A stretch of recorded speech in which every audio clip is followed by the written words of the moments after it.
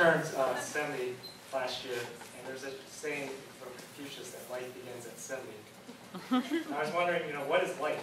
Because I used to work in the office, and I worked in the suburbs, and I lived in the suburbs, and my coworkers would ask me this very painful question, 6 words. What are you doing this weekend? I didn't want to tell them I'd be doing laundry on Sunday and go grocery shopping on Saturday. But I decided to move to the city to escape the suburbs, and my mom's nagging. And I've been in the city for about almost 2 years now. And I kind of think it's like a smokescreen. Like whenever I tell someone I live in the city, it's like it's hiding the real truth, my painful truths. So one of the hobbies I took up after the whole, I moved to Philly, thing paled out. Within the first 5 minutes of my salsa lesson, I was like hooked. I was like, this guy can dance. Like Dancing with the Stars, like this was like Dancing with the Stars in real life. But I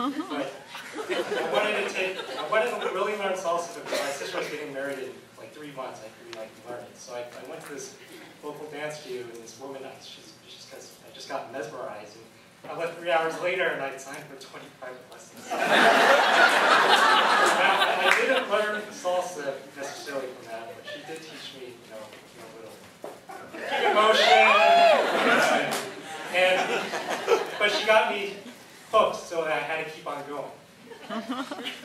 Like I would go to the dance club, and when you're beginning out, they say taking a lesson is kind of like you're in a pool taking a swimming lesson.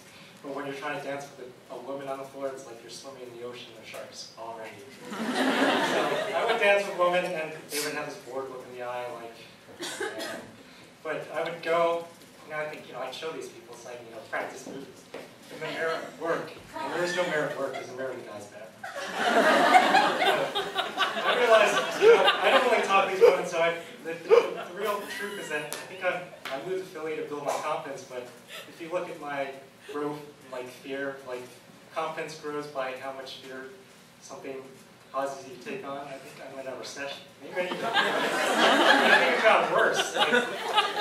Confidence-wise, there's these things called pickup. So I would read all these things about pickup forums or whatever. I actually took like some courses. And the most interesting thing about pickup is that I learned that you really have to be committed. Like you basically go down and say, I am pedal.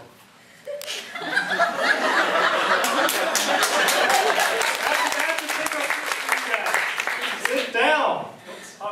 But anyway, when I got back, of course, all pumped up, I realized it wasn't going to work. Like I was riding the bus, and when you ride the bus, you see the same people every day. And one day, this cute girl comes on, and like, shoot, I couldn't say anything. And that happened. She came on the bus for the next like 20 times. Finally, I got the nerve to talk to her or whatever, and then I guess one day she disappeared, and I think she got laid off. So I think the economy. I'm inventing the economy. But I do have this vision of building confidence and coming back to Philadelphia and being like, oh, who's that guy? And it kind of involves moving to another city, but my parents unilaterally, in an amazing show of bipartisanship, they were unilaterally against me moving to another city. And they do have a point, because I think I sit in my apartment in Philadelphia, sometimes I'm pretty cloistered. And if I go to Buenos Aires, Argentina, I could do the same thing. I could be a monk. I could do more maze than one.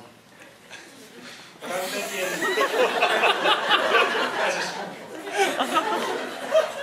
thinking, my new hobby is Spanish, of course, and that's just kind of hiding from the fact. Like, if I go to Buenos Aires, am I going to become, like when I moved to Philadelphia, I wanted to become the social guy, so I told her, I had to throw this big party.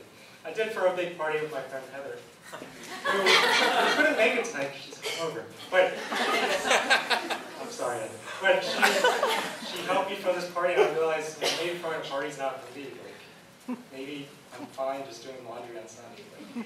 Like, does life begin at 70? Or maybe does life begin at 33.371?